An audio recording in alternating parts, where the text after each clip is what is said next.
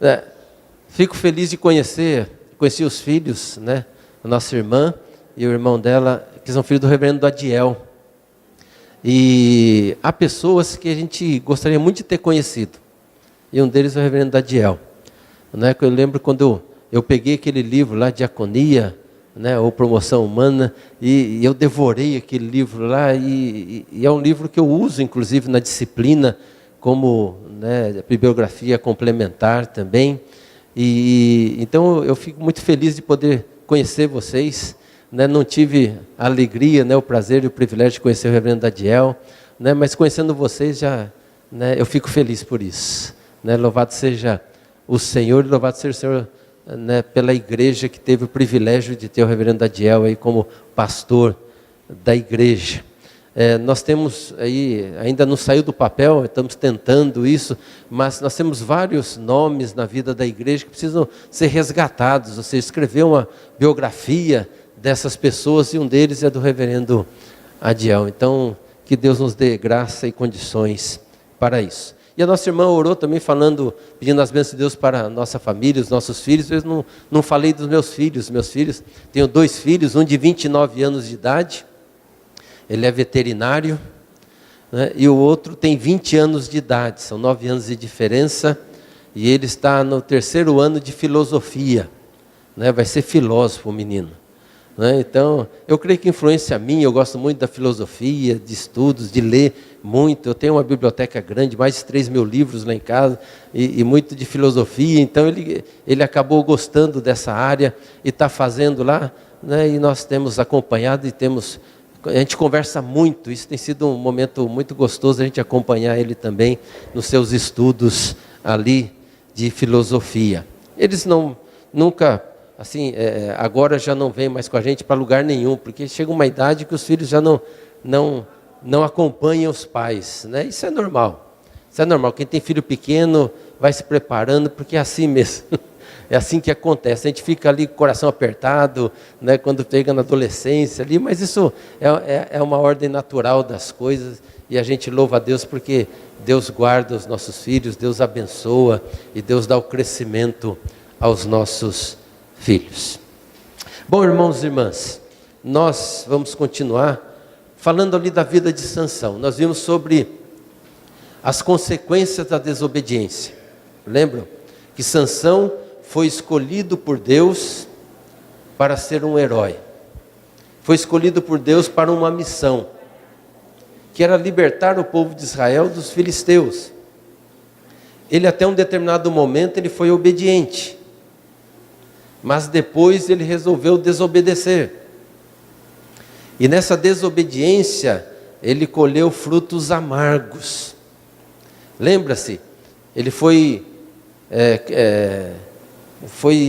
chamado para ser um herói, e no entanto ficou cego. Não enxergava nada à sua frente. Foi chamado para ser, ou escolhido para ser um herói, e aí estava preso. Estava ali aprisionado, sem poder ir e vir. Ele foi chamado para ser um herói, e por causa da desobediência, ele estava ali agora rodando o moinho, girando, girando, girando, sem sair do lugar. E por último nós falamos que ele foi chamado para ser um herói, e aí agora estava servindo de bobo da corte, de palhaço para os filisteus. E agora nós vamos falar sobre as motivações. O que foi que que Sansão fez? Embora Salomão também aprontou bastante. Mas o que foi que Sansão fez? Né? Quais foram aí as motivações que levaram, né, Sansão a desobedecer a Deus? Então preste bem atenção nisso, e não se coloque numa defensiva. Lembra lá de 1 Coríntios 10:12 que a gente, né, citou aqui. Aquele que pensa que está de pé, tome cuidado para que não caia. Não seja igual aquele crente que ele acha que ele é o suprassumo da criação, que Deus não tinha outra coisa melhor para fazer do que chamar ele. Ele se acha tão bom que ele acha que ele deveria ter nascido no dia 1º de abril. porque ele é tão bom, né? Ele é tão melhor para ser verdade, né? Então, não seja assim, né? Não seja assim. Seja aquele que ouve a palavra de Deus e entenda que essa palavra é para a sua vida. Mas eu tenho procurado ser fiel, sim, para reforçar, para que continue. Para aquele que não tem sido tanto, para que haja mudanças. Para aquele que não obedece nada, passe a obedecer a Cristo Jesus. Amém? Então as motivações que geraram, ou que geram desobediência. Então vamos abrir lá em Juízes, agora sim no capítulo 14. Juízes no capítulo 14. Vamos ler todo este capítulo?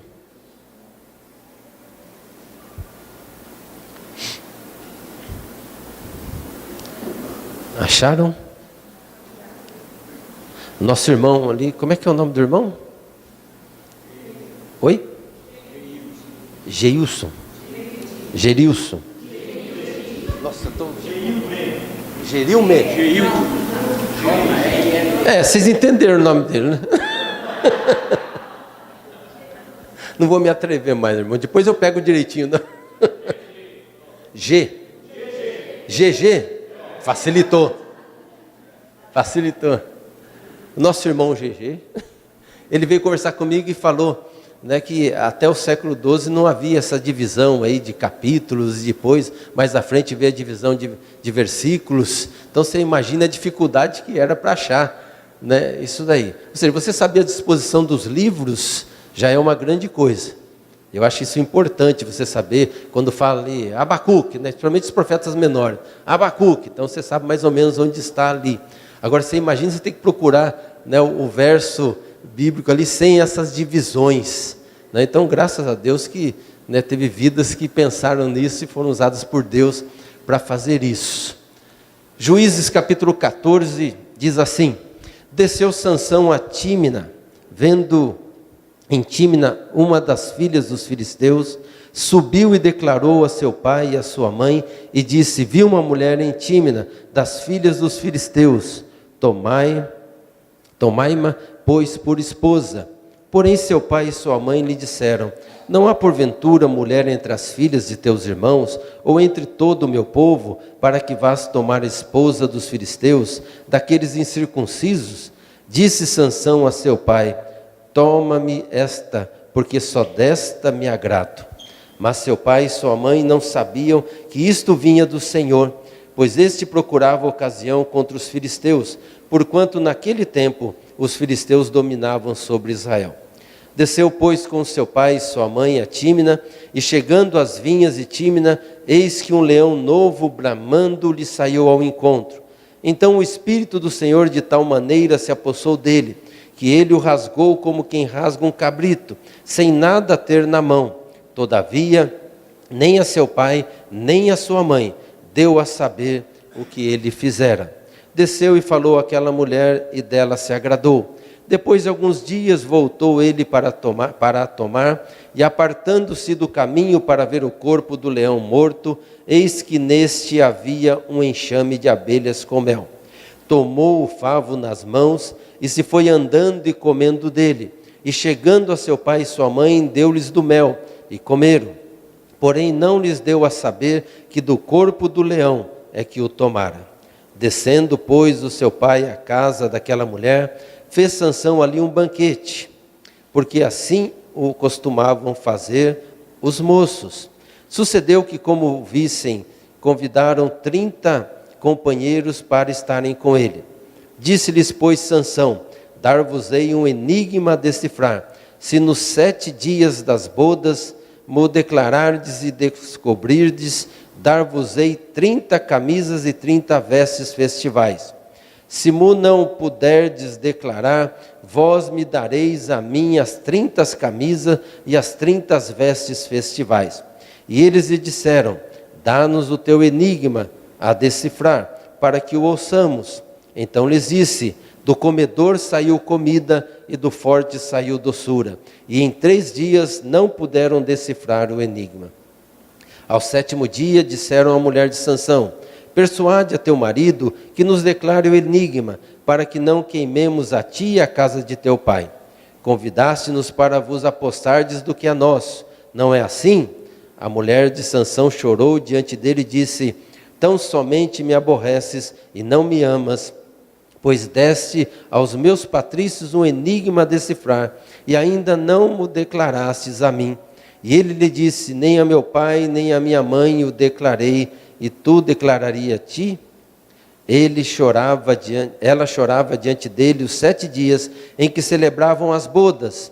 Ao 7º dia, lhe declarou, portanto, o que o importunava. Então ela declarou o enigma dos seus patrícios. Disseram, pois, a Sansão os homens daquela cidade, ao 7º dia, antes de se pôr o sol: que coisa há mais doce do que o mel, mais forte do que o leão? E ele lhe citou o provérbio: se vós não lavrasseis com a minha novilha, nunca terias descoberto o meu enigma. Então o Espírito do Senhor de tal maneira se apossou dele, que desceu aos asquelonitas, matou deles 30 homens, despojou-os as suas vestes festivais, deu aos que declararam o enigma, porém acendeu-se a sua ira, e ele subiu à casa de seu pai. Ao companheiro de honra de Sansão foi dada por mulher a esposa deste. E agora lá no capítulo 16, no verso 15 ao verso 22.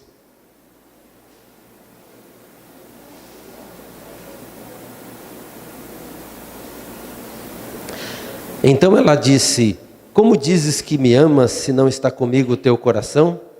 Já 3 vezes zombaste de mim e ainda não me declaraste em que consiste a tua grande força?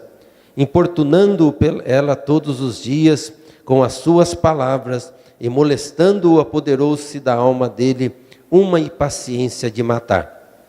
Descobriu-lhe todo o coração e lhe disse: nunca subiu navalha a minha cabeça, porque sou nazireu de Deus, desde o ventre de minha mãe. Se vier a ser rapado, ir-se-á de mim a minha força, e me enfraquecerei, e serei como qualquer outro homem. Vendo, pois, Dalila, que já ele lhe descobrira todo o coração, mandou chamar os príncipes dos filisteus, dizendo: subi mais desta vez, porque agora me descobriu ele todo o coração. Então os príncipes dos filisteus subiram a ter com ela, e trouxeram com eles o dinheiro. Então Dalila fez dormir Sansão nos joelhos dela, e tendo chamado um homem, mandou rapar-lhe as 7 tranças da cabeça. Passou ela a subjugá-lo, e retirou-se dele a sua força. E disse ela: os filisteus vêm sobre ti, Sansão. Tendo ele despertado do seu sono, disse consigo mesmo: sairei ainda esta vez como dantes, e me livrarei, porque ele não sabia ainda que já o Senhor se tinha retirado dele. Então os filisteus pegaram nele e lhe vazaram os olhos, e o fizeram descer a Gaza, amarraram-no com as 2 cadeias de bronze, e virava um moinho no cárcere, e o cabelo da sua cabeça, logo após ser rapado, começou a crescer de novo. Palavra do nosso Deus.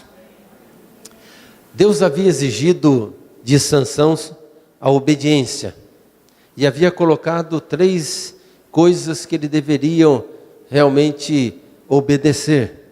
3 atitudes de Sansão que provaria a sua fidelidade. Lembrando aí que ele não podia tocar em cadáver, ele não podia beber vinho ou qualquer coisa ali derivado da uva, e não podia cortar o seu cabelo. E Sansão desobedeceu aos 3 itens daquele acordo que Deus havia feito com ele. Quebrou os 3 artigos do contrato, e por isso ele teve que assumir as consequências desse afastamento de Deus, dessa desobediência do Senhor. Sansão, portanto, de herói, passou a ser o bobo da corte, o palhaço dos filisteus, aquele que estava ali para entreter, aquele que estava ali para alegrar os seus inimigos. Mas por que então que Sansão fez isso? O que o levou a jogar fora o tamanho privilégio que ele tinha ali desse chamado de Deus, na história que ele estava vivenciando? Quais foram as suas motivações? Mas, por que as pessoas agem assim? Jogando uma vocação especial. Lembra que eu falei que Sansão tinha um chamado? Nós também o temos. O chamado de Sansão é especial, o nosso também é especial. E por que será que Sansão jogou fora? E por que muitas pessoas também hoje jogam fora esse chamado especial de serem homens e mulheres de Deus? Na história de Sansão nós vemos os detalhes principais e as motivações que levaram Sansão a abandonar o projeto de Deus para a sua vida. E são motivações que, se nós não tomarmos cuidado, nós também caímos. Nós também podemos aí desobedecer a Deus.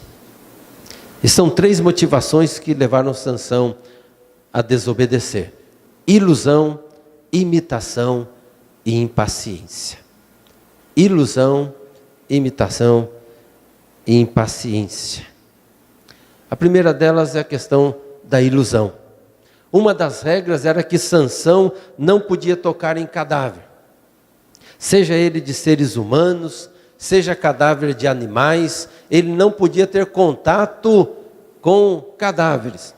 O primeiro texto que nós lemos diz que Sansão matou um leão, que ele estava ali indo até a cidade de Tímina, e ali ele encontra então um leão, e ele despedaça esse leão ali com as suas próprias mãos, ou seja, ele tinha uma força que era dada por Deus, e ele então usou dessa força para se proteger e para então destruir aquele inimigo. Mas alguns dias depois,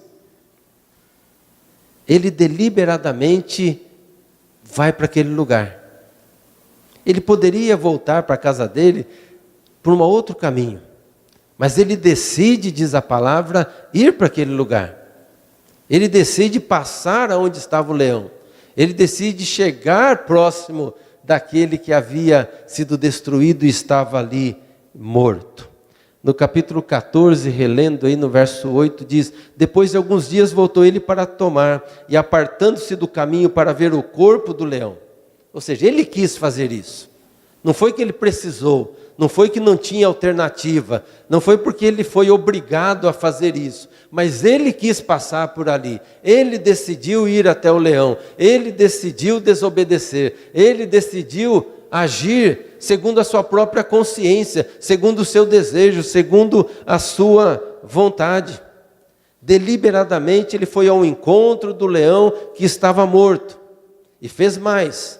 Ali havia uma colmeia que se formara no corpo do leão. E ele vai ali e toca no leão. Ele não só passa ali, não só decide ir ali, como ele também toca no cadáver.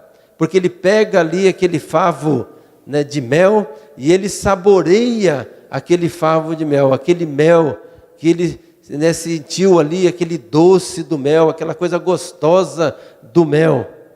E saiu andando. E levou inclusive para os seus pais, sem falar nada. Não é? Os seus pais também experimentaram do gosto daquele mel. Muitas vezes nós também usamos da mesma atitude de Sansão, que diante da doçura do mel, nós não nos importamos com a podridão que está ao redor.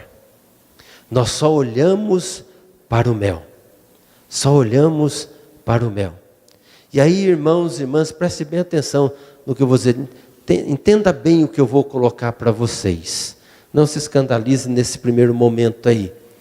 Pecado é gostoso. Pecado é uma delícia. Eu trabalhei muito com jovens falando sobre essa questão das drogas.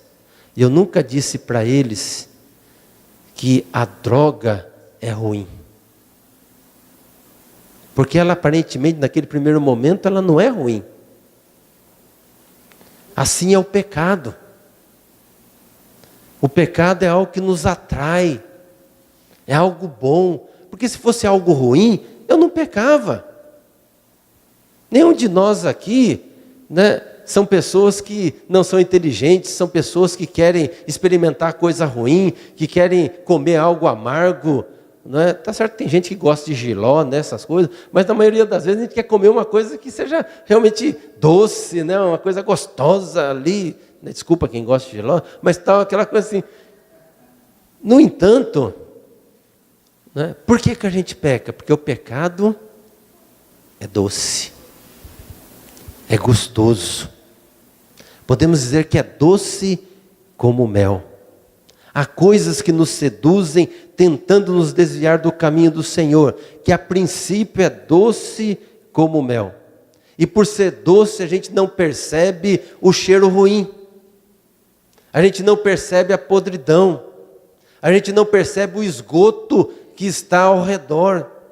Porque a gente está só fixado no doce, só fixado no mel. Nós estamos só com os olhos ali atentos àquilo que agrada aos nossos olhos, que agrada ali o nosso coração. O diabo, irmãos e irmãs, ele lambuza com muito mel as suas propostas. Ele nos seduz de uma forma que parece que aquilo é a melhor coisa a se fazer. Ele nunca vai decorar as suas propostas, tá, com aquela pimenta brava, com água sanitária. Não. É sempre com algo gostoso. Só que ele não fala das consequências. Ele não fala da podridão. Ele não fala da destruição. Ele só pinta aquele primeiro momento como algo bom. Lá em 2 Coríntios 11, 14, diz assim: e não é de admirar que o próprio Satanás se transforma em anjo de luz. Se apresenta de uma maneira que nós ficamos ali fascinados. Por isso, cuidado com o mel. Cuidado com o mel. Desde o início foi assim. Lá em Gênesis 3:6, a mulher viu que a árvore era bonita. Em outra ação diz que ela era agradável aos olhos. E que as frutas eram boas de se comer. E ela pensou então, né, que seria muito bom ter esse entendimento. Aí apanha o fruto e saboreia do fruto e come daquele fruto. E aí dá para o marido, não sei onde Adão estava, fazendo o quê? Né? Não sei o que ele estava pescando, sei lá o que ele estava fazendo, que não estava ali junto dela ali. Aí ela vai até ele e aí leva o fruto e ele também come. Os dois decidiram comer. Os dois gostaram de comer. Os dois desejaram comer. Lembra a conversa da serpente com Eva? Por isso assim, eu nunca converso com o diabo. Porque quem conversou foi enganado. Não é essa história que você vê na televisão lá conversando com o diabo, sabe? Aquela coisa. Uma vez eu vi uma coisa assim que conversava, falava, agora eu quero conversar com o diabo. Agora eu não quero conversar com o diabo, não quero conversar com a pessoa. Parecia um botãozinho que ligava e desligava ali. Não é? E ele chega e fala, é verdade que Deus disse que vocês não podem comer de nada? Você vê que ele vai distorcendo as palavras. Ele é astuto, ele é hábil nisso. E ele vai pintando algo para que nós possamos olhar, gostar e desejar cair. E Eva e Adão caíram. Davi certa vez também olhou o mel, já falamos sobre isso de manhã. Ele olhou o mel e escolheu saborear o mel. Mas esqueceu-se do fel, da amargura. Porque esse ato de Davi trouxe consequências desastrosas para a sua família. Davi foi um grande estadista, um grande guerreiro, um grande rei, talvez o maior de todos em Israel, mas como pai, ele foi um zero à esquerda. Porque ele olhou para o mel, experimentou o mel, mas esqueceu-se do fel, das consequências, da podridão que estava ao redor. Moody, o grande avivalista no século XIX, ele dizia assim, pecado, um momento de prazer, uma eternidade de dor. Um segredo para que não sejamos iludidos por nenhuma proposta indecente é aprender a avaliar as consequências. Avalie as consequências. Pense bem antes. Como eu citei Provérbios já, foge da aparência do mal. Você sabe que ali vai te colocar numa situação que você vai ficar complicado. Não vá ali. Não vá ali. Foge. Foge. Avalie as consequências. O que vai vir depois. Isso vai ser só desgraça. Isso vai ser só problema. Só dor. Só sofrimento. Deus perdoa o nosso pecado. Deus perdoa qualquer pecado nosso. Mas Deus não tira as consequências. E nós temos que arcar com elas. Ele nos ajuda, sim, nos fortalecendo para enfrentar. Mas nós temos que enfrentar essas consequências. Porque é uma decisão nossa. É uma decisão nossa. Não podemos tomar decisões a partir de um único ponto de referência. E isso em todas as áreas. Avalie bem. Precisamos avaliar as consequências. Shakespeare dizia o seguinte na peça Hamlet: Satanás tem poder para apresentar-se de uma maneira agradável. Ou seja, não se deixe enganar. E para isso, irmãos e irmãs, tem que conhecer a palavra de Deus. Tem que conhecer a palavra de Deus. No guia de estudo eu coloco isso, e em sala de aula, no curso presencial, no primeiro dia que eu tenho contato com os alunos, eu falo isso: se você não leu a Bíblia inteira, então comece a ler. Porque se você quer ser ministro da palavra, você tem que conhecer a Bíblia. Tem que conhecer as Sagradas Escrituras. E todo cristão tem que ter esse compromisso de ler a Bíblia inteira. Não é decorar a Bíblia, mas é conhecê-la. Porque eu costumo dizer o seguinte, que versículo isolado não é palavra de Deus. A palavra de Deus é um todo. Por mais bonito que seja o versículo isolado, o Senhor é meu pastor e nada me faltará, está lá na palavra de Deus, não estou dizendo o contrário. Mas o que eu quero dizer é que ele sozinho não significa a palavra de Deus, porque a palavra de Deus significa o todo. Porque se eu pego o verso isolado, o que eu digo? O Senhor é meu pastor e nada me faltará. Então eu posso dizer que não vai faltar nada na minha vida. Eu vou ter dinheiro na conta, eu vou ter carro, eu vou ter isso, eu vou ter aquilo e tal. Tá? Eu vou vencer tudo, todas as coisas. Está escrito. Só que desde Gênesis e Apocalipse, nós vemos o que na Bíblia? A soberania de Deus. Por isso nós precisamos conhecer a Bíblia como um todo, para que a gente possa ter o discernimento, para diante das propostas que aí chegam para nós no mundo, no nosso dia a dia, na nossa caminhada, com os nossos amigos, lá nos nossos negócios, lá no trabalho, às vezes até dentro da igreja. A gente discernir e dizer muitas vezes não, não, não. Cuidado com o mel. Há coisas que parecem ser muito agradáveis, mas depois vem a destruição. E as consequências são desastrosas.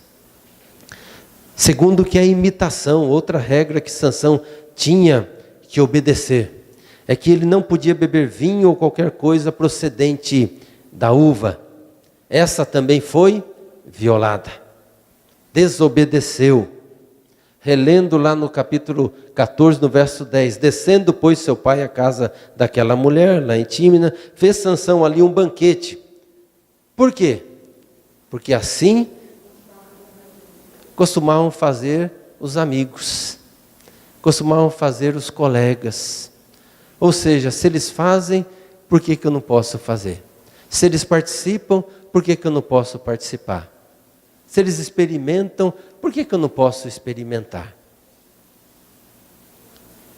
Que pai ou mãe nunca ouviu isso dos seus filhos?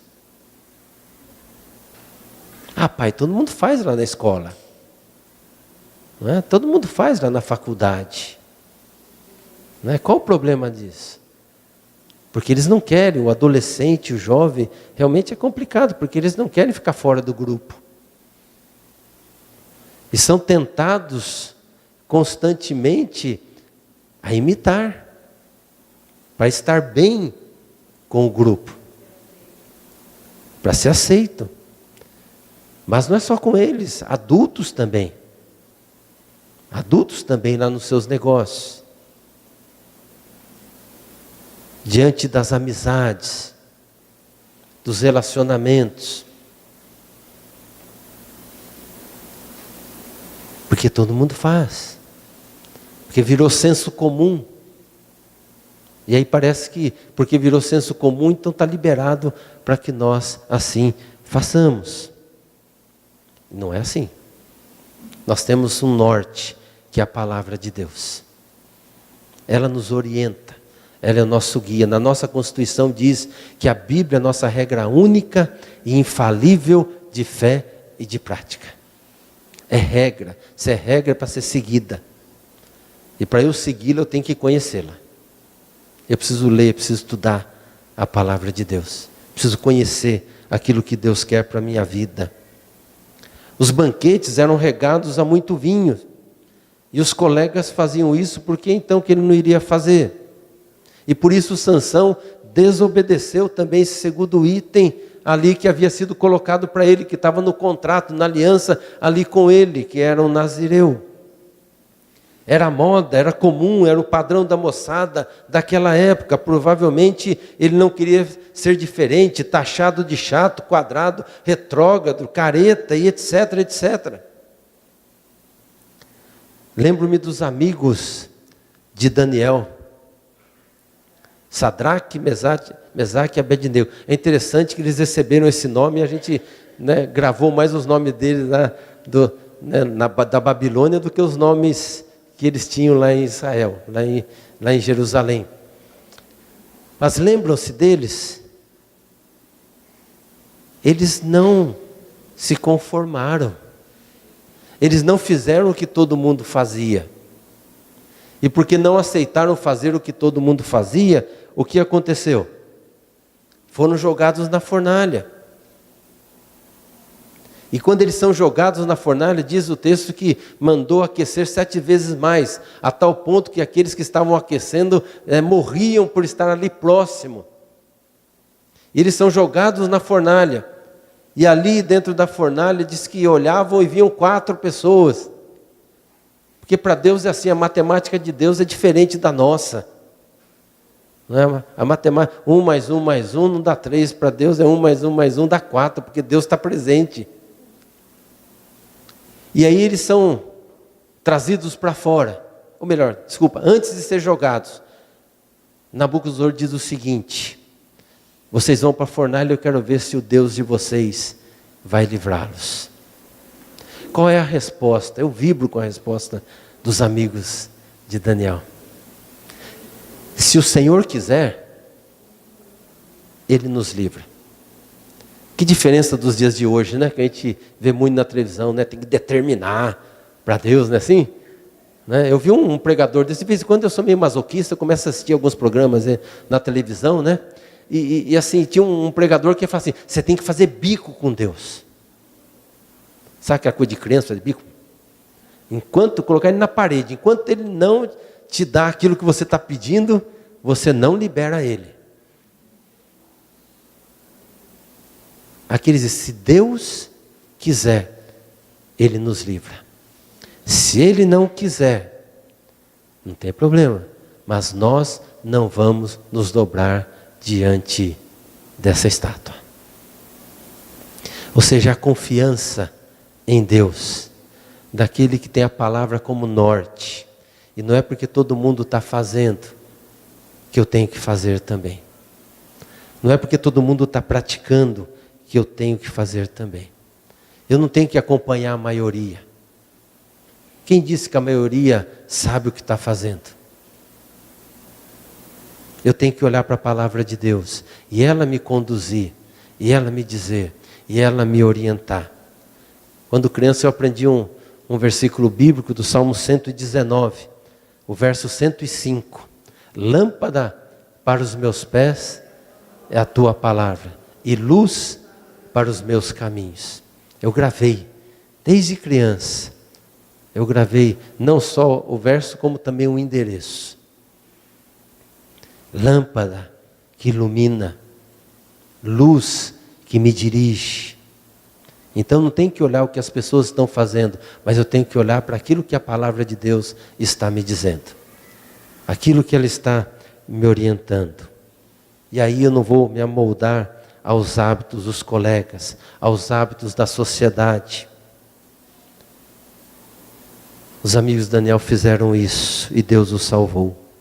Lá em Romanos 12, Paulo vai dizer sobre isso: portanto, meus irmãos, por causa da grande misericórdia divina, peço que vocês se ofereçam completamente a Deus como sacrifício vivo, dedicado ao seu serviço, agradável a Ele. E esta é a verdadeira adoração que vocês devem oferecer a Deus. Não vivam como vivem as pessoas deste mundo, mas deixem que Deus os transforme por meio de uma completa mudança da mente de vocês. E assim vocês conhecerão a vontade de Deus, isto é, aquilo que é bom, que é perfeito e agradável a Deus. Ou seja, não se deixe conformar. Não se deixe se moldar pela cultura da sua época. Aqui eu queria abrir um parênteses. Gente, não devemos demonizar a cultura, nem santificá-la. Eu acho que há coisas muito boas no mundo, que a gente pode usar, inclusive para glorificar o nosso Deus. Nós estamos vivendo neste mundo, nós somos chamados para servir neste mundo. Nós não somos ETs. Tem gente que fica usando aquele texto de Jesus lá, fora de contexto, que nós não somos deste mundo, parece que a gente é ET, parece que a gente veio de Marte para cá. Não, nós estamos neste mundo, temos que viver neste mundo, agir neste mundo, ser influência neste mundo, abençoar as pessoas neste mundo. Não os peço que os tire do mundo, mas os livre do mal, disse Jesus na mesma oração. Mas estar no mundo não significa se conformar com todas as coisas deste mundo. Se contaminar. Há coisas que nós devemos realmente, com o discernimento da palavra, dizer: isso não serve para mim. Porque isso não é da vontade de Deus. Não é isso que Deus quer para a minha vida. Ou seja, Paulo está dizendo: eu não devo me conformar com os valores e princípios deste mundo, que são contrários a valores e princípios da palavra de Deus. E nós precisamos aí ter uma posição firme, para que a gente possa então aí experimentar nessa transformação, renovação da nossa mente, qual é a boa, agradável e perfeita vontade de Deus. Não devemos imitar o mundo, mas devemos influenciá-lo. E é uma pena que ao longo da história da igreja, a igreja mais foi influenciada do que influenciou o mundo. E isso nós precisamos tomar muito cuidado. Eu não sei de quem é essa frase, mas que diz assim: Deus pôs a igreja no mundo e Satanás não tem feito outra coisa senão colocar o mundo na igreja. A gente pode acusar o diabo de tudo, menos de preguiçoso. O bicho trabalha, o coisa ruim trabalha. O encardido não é fácil não. O cramunhão, sabe? Não, aqui ele não vem, não, ele já é o primeiro a chegar.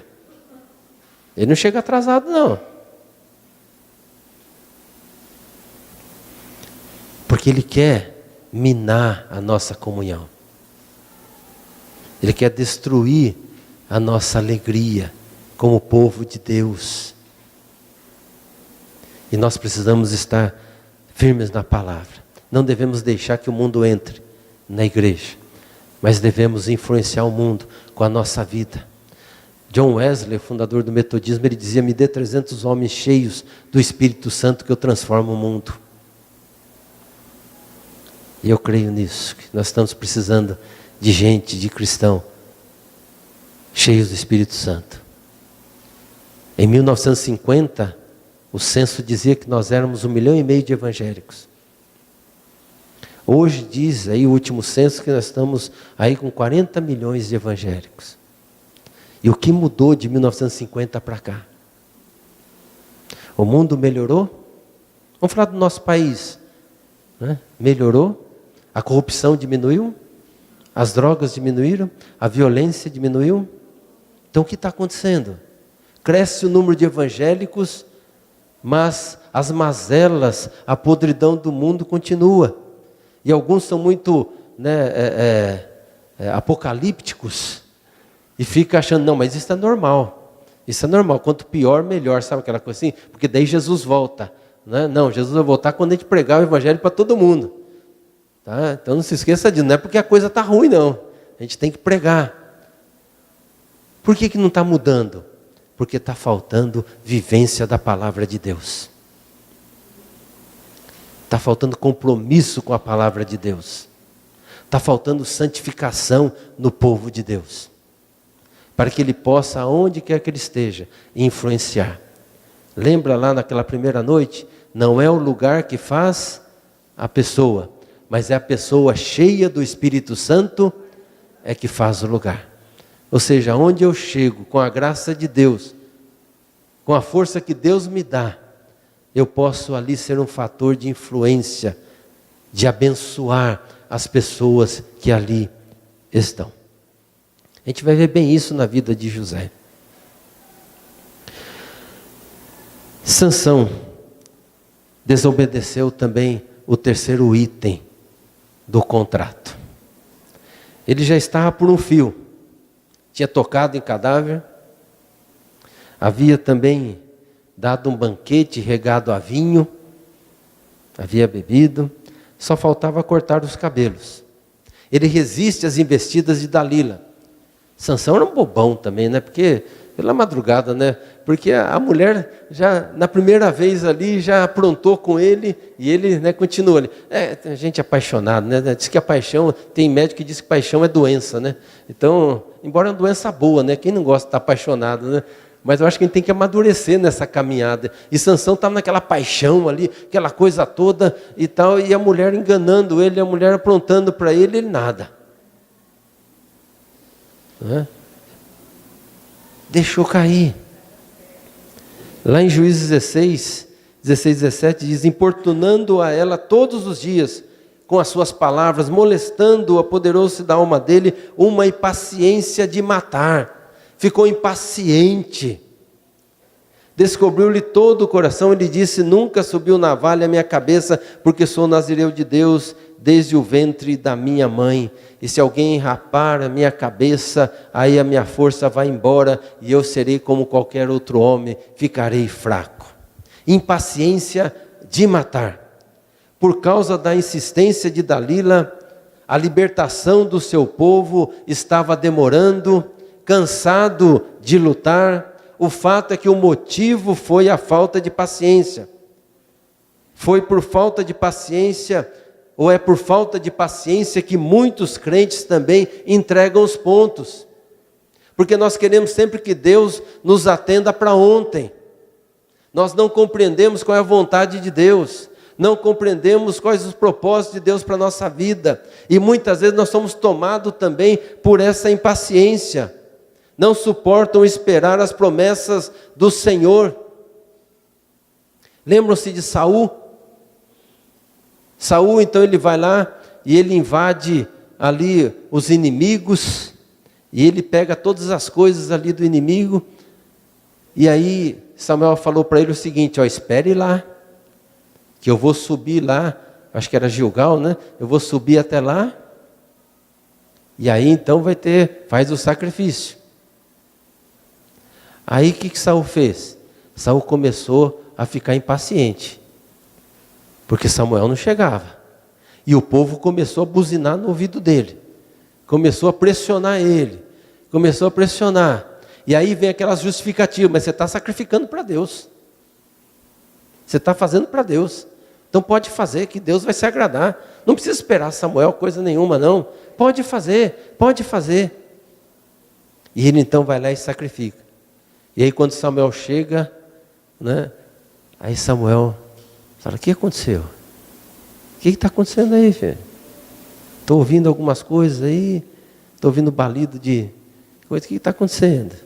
E ele falou, você demorou, então eu tive que tomar uma atitude. Impaciência. O casamento não chega, o emprego não chega, a cura não chega, daí joga a toalha e muitos desistem até da aliança com Deus. Nesse mundo onde as coisas acontecem muito rápido, tudo é automático, o tempo é dinheiro, podemos ser tomados de uma impaciência de matar como Sansão e botar tudo a perder. Tome cuidado. Um dos gomos do fruto do Espírito é a paciência, o domínio próprio. E nós precisamos viver isso. E o lugar que eu vejo mais difícil para a gente viver o fruto do Espírito é dentro do nosso lar. Lá fora a gente aguenta tudo. Aguenta o patrão chato, os colegas zombando, o ônibus lotado. Mas quando chega em casa é tolerância zero. Não há paciência. Só responde com grunhido. Palavras como, por favor, dá licença, me perdoe. São raras dentro dos lares. Não temos vivido o fruto do Espírito, onde a paciência é um dos gomos, muitas vezes dentro do nosso lar. É interessante que tem casais que têm uma vergonha de andar de mão dada, mas não tem vergonha de brigar perto dos outros. Precisamos exercitar o fruto do Espírito dentro do nosso lar. Não deixe que a impaciência tome conta do seu coração, diante da demora, porque você, nós somos míopes, todos nós. Nós enxergamos a nossa vida até aqui à frente. Deus não, Deus enxerga o todo. Ele sabe o que vai acontecer lá no final. E por isso Ele sabe o porquê, muitas vezes, do seu silêncio. Ele sabe o porquê, muitas vezes, Ele não intervém naquele momento. Porque Ele sabe todas as coisas. E Ele tem o melhor para a nossa vida. Mas como eu tenho exaltado aqui, o nosso Deus é misericordioso. O nosso Deus é um Deus que não desiste de amar. E Sansão então teve outra chance. Apesar de toda a desobediência, Deus continuou amando Sansão. E Deus deu mais uma chance para Sansão. Ele se arrepende e clama ao Senhor. As suas forças foram restauradas. Seu cabelo ainda não havia crescido. Ou seja, a força não estava no cabelo. Sansão não havia compreendido isso. A força estava no Senhor que estava com ele. Naquele que o chamou, naquele que o vocacionou, naquele que o capacitou, naquele que estava sempre ao lado dele. E ele recupera então as suas forças e Deus lhe dá a vitória. Ainda que essa vitória lhe custe a sua vida. Tenha tirado a sua vida. No pouco tempo que lhe restava, conseguiu fazer mais do que fez em toda a sua vida. Nós lemos aí no texto que diz assim: Sansão clamou ao Senhor e disse: o Senhor Deus, peço-te que lembres de mim e dá-me força só esta vez, ó Deus, para que me vingue dos filisteus, ao menos por um dos meus olhos. Sansão agora estava percebendo que a força vem de Deus. Abraçou-se, pois, Sansão com as duas colunas no meio, em que sustinha a casa, e fez força sobre elas, com a mão direita em uma, com a esquerda na outra, e disse: morra eu com os filisteus. E inclinou-se com força, e a casa caiu, porque os príncipes sobre os príncipes, sobre todo o povo que nela estava, e foram mais os que matou na sua morte, do que os que mataram na sua vida. Se arrependeu, Deus deu uma nova oportunidade, mas ele teve que arcar com as consequências. Teve que arcar com as consequências. E que consequência? Que consequência? Nós fomos chamados para uma missão. E para isso nós temos que viver em obediência. Como já disse, não estamos aqui por acaso. Nós não somos fruto de uma questão biológica. Nós estamos aqui porque Deus nos criou e Deus nos chamou. Mas tomemos cuidado para não cair nas armadilhas do diabo. Há muitos crentes, é muito comum isso no meio pentecostal, que diz: está amarrado. Não é? Está amarrado, está amarrado. Mas o bicho sempre está solto, né? Porque o nó é sempre frouxo. O único que amarrou foi Cristo Jesus. Ele na cruz do Calvário. Mas ainda, o diabo não foi totalmente destruído. E ele ainda continua agindo. Eu faço uma comparação com um leão. Um leão está dentro da jaula. Enquanto você mantém distância dele, ele não pode te pegar. Mas se você chegar próximo dele, ele consegue com a sua pata te pegar. Portanto, tome cuidado com as armadilhas do inimigo. Porque ele quer. O diabo sabe que ele não pode tirar a nossa salvação. Ele sabe que ele não tem poder para isso. E nós cremos nisso, uma vez salvo, sempre salvo. Porque a salvação não depende dos nossos méritos, da nossa capacidade, mas da graça de Deus. Mas ele pode infernizar a nossa vida aqui. E por isso nós precisamos tomar muito cuidado. Tome cuidado com o mel, com a ilusão. Achar que aquilo é o melhor para a sua vida. Tome cuidado. Tenha discernimento.